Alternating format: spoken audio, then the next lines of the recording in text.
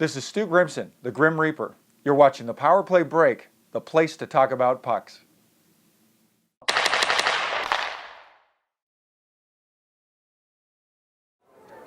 Hey everybody, it's Chris Riley with another edition of the Power Play Break. Today it's kind of special for myself. I have Pete Weber, the voice of the Nashville Predators. Pete, welcome to the Power Play Break. Thank you very much. Always like to be on the Power Play whenever possible. It's an important thing. Yeah. Let's go back, this is all about people's careers and everything. Let's go back to your time in Galesburg, Illinois, where you grew up.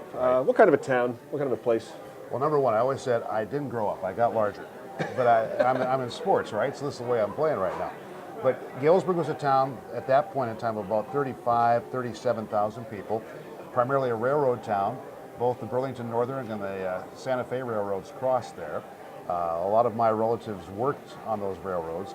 It was a factory town where Admiral products were made, and for a while also the Lawn Boy lawnmowers were made. So those are our big claims to fame, other than the fact it was the birthplace of Carl Sandburg, the poet.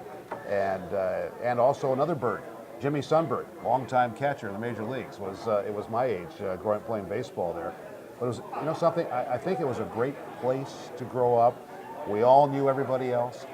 There were no concerns about the kids taking off with a bicycle all day long, going to the playground or wherever, and then coming back.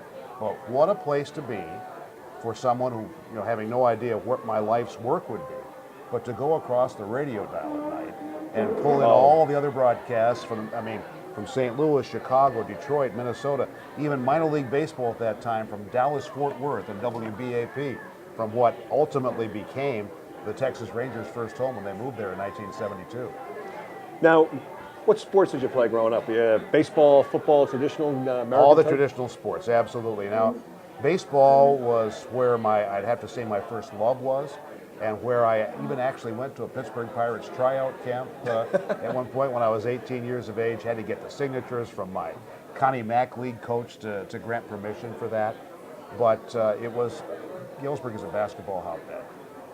I'll just put it this way. A coach that we had, John Thiel, at Galesburg High School, he had a record of along the lines of 389 and 80.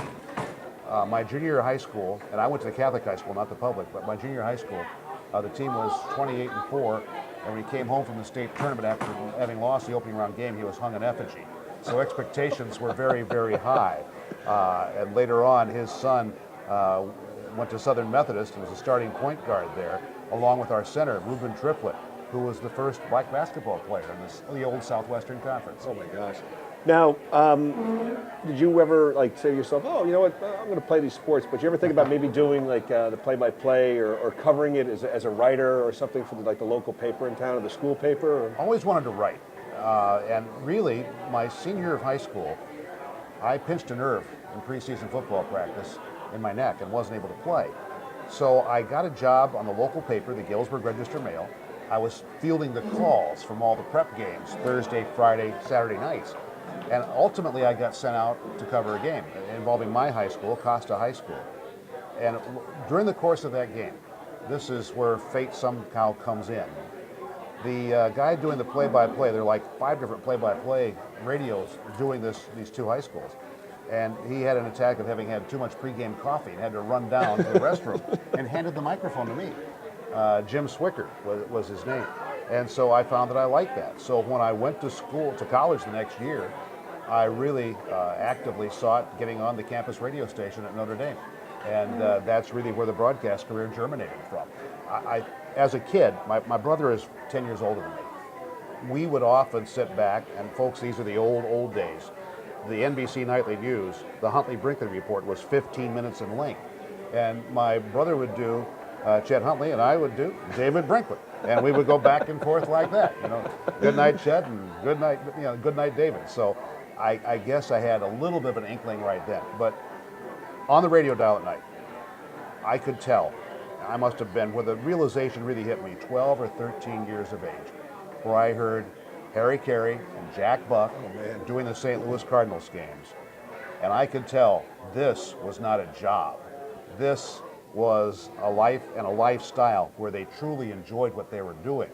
And if anybody can possibly get into a situation where they enjoy what they'll do, They will feel like they've never worked a day in their life. Yeah. And I guess I can thank Harry Carey for all of that. Now, you were not a Cubs fan. No. You had said to me once that you were more. You went the other way. You went more west to St. Louis. Yeah.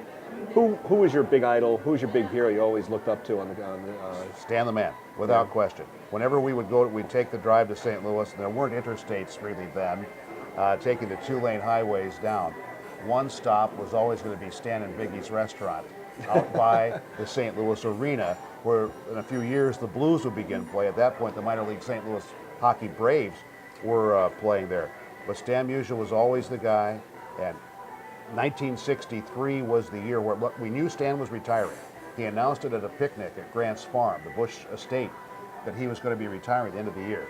Okay, they win 19 out of 21 games, and they're in the race, and the Dodgers come to town.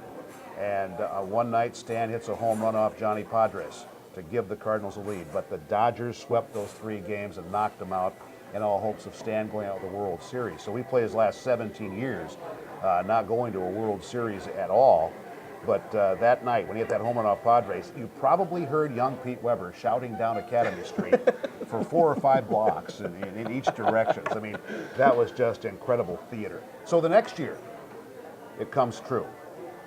The Phillies and all my Philly fan friends are never going to forget blowing their lead that they had with 12 days to go in the season, and they were up 6.5, and the Cardinals win on the final day. Oh my gosh!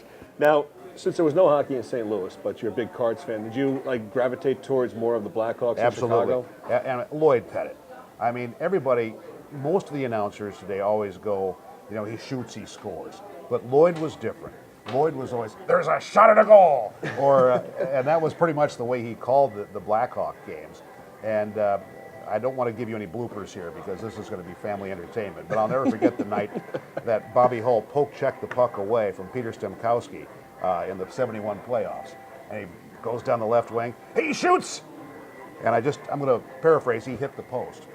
And the emotion of it sort of caught Lloyd Pettit up in all of that. So he hit the post with a certain gerund attached to it. I'll just put it that way.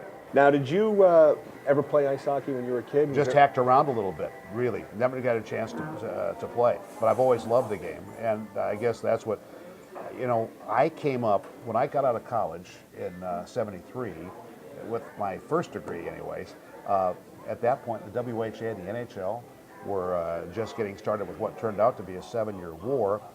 To win that war, the NHL was adding on expansion cities like Long Island and going on that, Atlanta at that point, and then the next year, Kansas City and Washington. So there was a booming number of hockey opportunities, but I was also lucky enough to get to do the Notre Dame hockey games when I was there.